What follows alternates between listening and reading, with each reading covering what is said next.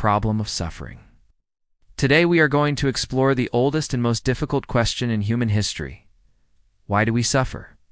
Why is there pain, tragedy, and injustice in the world? We will examine this question through the eyes of 5 distinct worldviews: Christianity, Islam, Hinduism, Buddhism, and the modern unaffiliated perspective. This is the question that forges faith, and it is the question that shatters it. Let's begin with the Christian worldview. For Christianity, the answer to suffering is twofold. It is the result of a fall, and it is the nature of a test.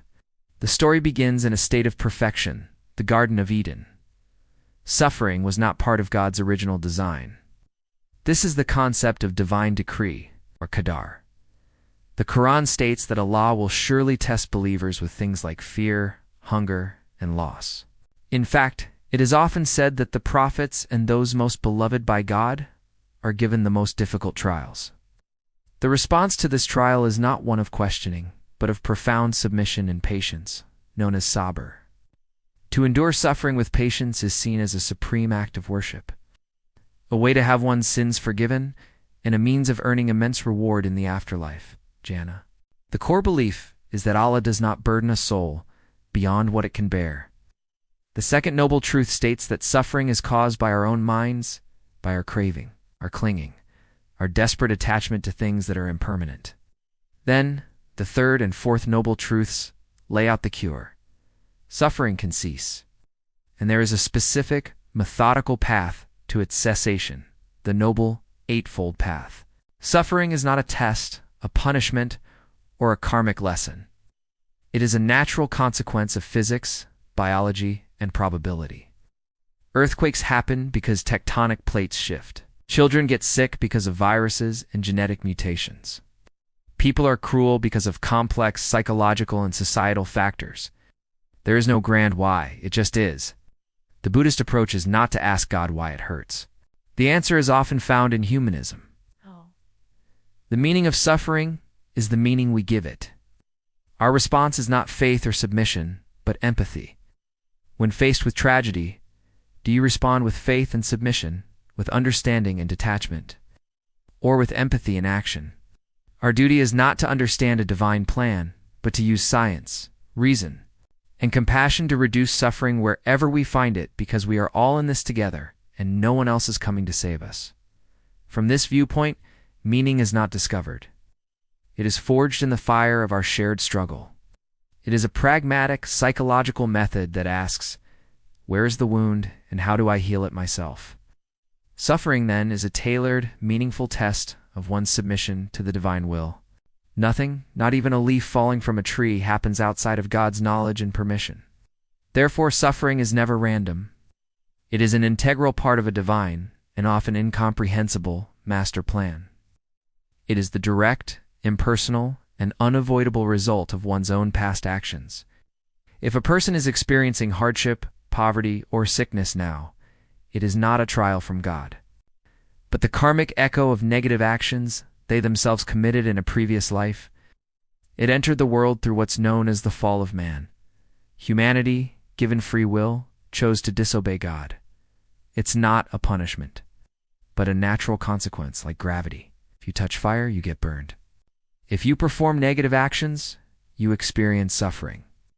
This framework provides a comprehensive explanation for inequality and seemingly random tragedy without questioning the goodness or existence of the divine. This is often translated as life is suffering. A better translation might be life is pervaded by dissatisfaction. Pain, old age, sickness, death, these are not problems to be explained away. They are the fundamental, unavoidable starting conditions of unenlightened existence. The responsibility for suffering lies squarely with the soul's own journey across countless lifetimes. The universe is not testing you. It is simply reflecting your own actions back at you. Suffering is also seen as a powerful tool, a test of faith, and a fire of purification. The story of Job is the ultimate example. A righteous man who loses everything, not because he did wrong, but as a profound trial of his devotion.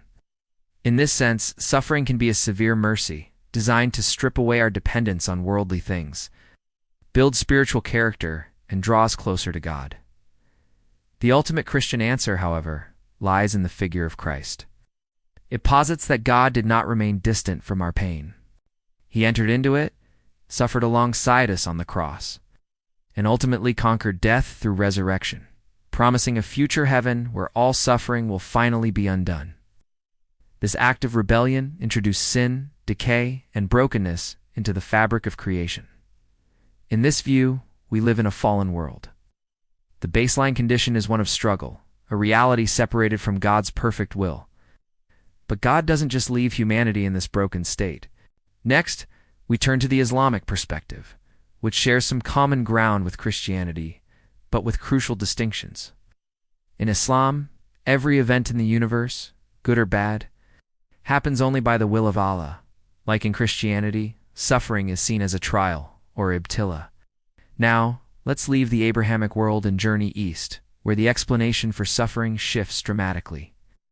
In Hinduism, we find the law of karma. In this worldview, suffering is not a test from a personal God. This can sound harsh, but it is seen as a system of ultimate justice. From Hinduism, we get the fourth perspective, Buddhism, which takes an even more direct and radical approach. The entire teaching of the Buddha begins with one simple, stark observation. The first noble truth is dukkha. Buddhism is less concerned with the cosmic why of suffering's origin and is intensely focused on providing a practical diagnosis and a cure. Finally, we have the fifth worldview, that of the unaffiliated, the secular, modern mind. From this perspective, the universe is not a moral entity. It is magnificent, complex, and utterly indifferent to our existence. The profound challenge for this worldview is to construct meaning and morality in the absence of a divine reason for suffering. So there we have it, 5 explanations. Christianity and Islam. Suffering is a test from a loving, personal God. Hinduism. Suffering is the consequence of your own past actions. Buddhism. Suffering is the fundamental condition of an unenlightened mind. It's the unaffiliated. Suffering is a natural coincidence in an indifferent universe. The real difference is not in the explanation for pain, but in the recommended response to it.